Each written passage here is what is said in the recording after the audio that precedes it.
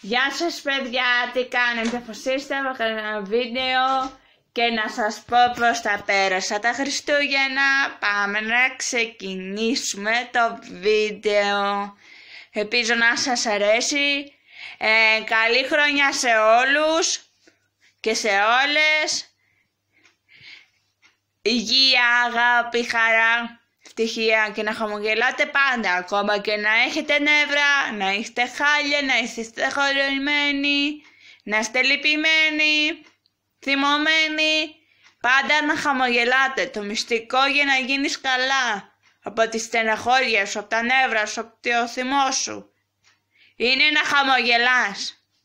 Να χαμογελάς πάντα. Να χαμογελάς πάντα και να χαίρεσαι τη ζωή σου, παιδιά. Να χαίρεσαι τις ζωές σας, που υπάρχετε, που έχετε αγάπη. Πάμε να ξεκινήσουμε το βίντεο για να μην τα παραλέμε.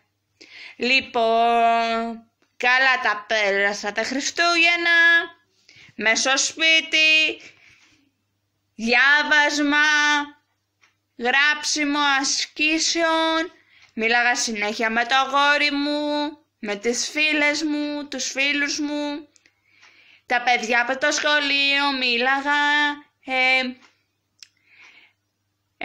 έκανα και ένα πας στο σχολείο μου και να φτιάξω ένα πας, το πας με 1000 κομμάτια, χόρευα, άκουγα μουσικούλα, έκανα γυμναστική.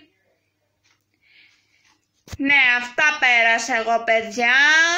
Σας εύχομαι ότι καλύτερο να σας συμβεί και να είστε πάντα χαρούμενοι.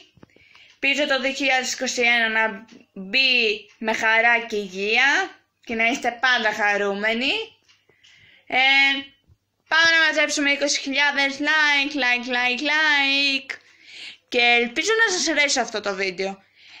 Κάντε εγγραφή στο κανάλι μου για περισσότερα βίντεο. Λοιπόν, φιλάκια.